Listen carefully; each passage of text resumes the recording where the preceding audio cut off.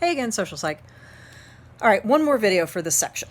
An example of the decision tree for helping, Darlene Latney. So, you have to notice the event, you have to interpret the event as an emergency, you have to assume responsibility for helping, you have to know what to do, and then you have to weigh the costs and benefits and decide whether you're going to help. So, this is something that involves my father. And this happened, it must have been about 1986, something like that.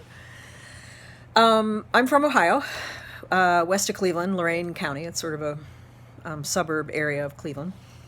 At the time, though, it was still pretty rural, pretty much the country.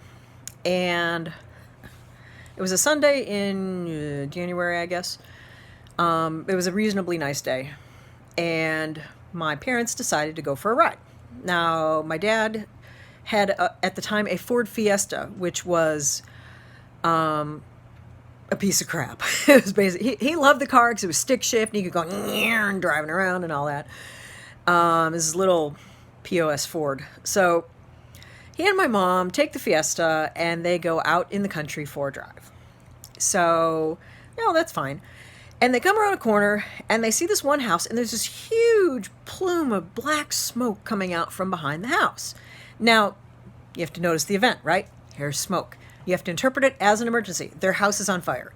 You have to assume responsibility. He looks around. There's no one else there. It's a Sunday afternoon, and nobody else is out. It's the only house. He says, okay, I have to help them. I have to warn them. I have to know, what to do. I have to warn them. He skips step 5. We'll get to that. So he pulls over. Now, my mom starts wigging out. What are you doing? And he goes, no, I know how to go help them. So he gets out of the car, and he goes across the road and around the fence. The fence is going to be important in a second. Goes around the fence, down the driveway, goes running back into the backyard. Hey, your house is on. They're having a pig roast. And someone had just put something on the fire, and all the smoke went up. So there's this giant pig roast that they're having.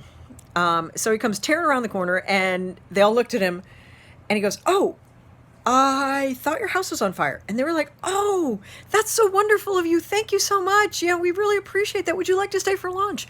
Now, meanwhile, my mother's in the car wigging out, right? She's flipping out.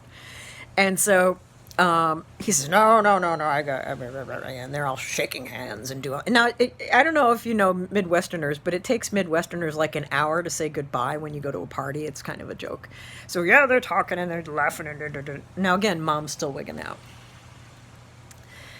So anyway, emergency's over. So he comes back down the driveway. Everything's all right. Yeah, it's all good.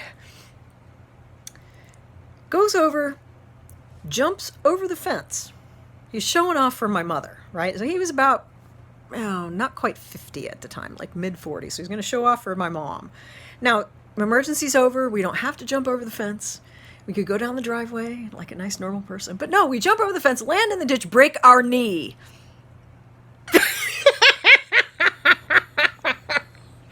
Breaks his knee.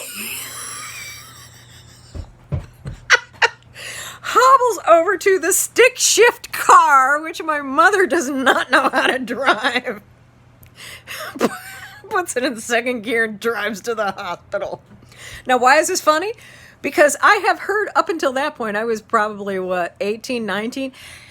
Be careful. Watch what you're doing. Don't be stupid. Don't make stupid mistakes. Think about what you're doing. So he rolls into the house. By this time, I'm at home. He rolls into the house on crutches and a full leg cast. I said, hey, Dad, what you doing there?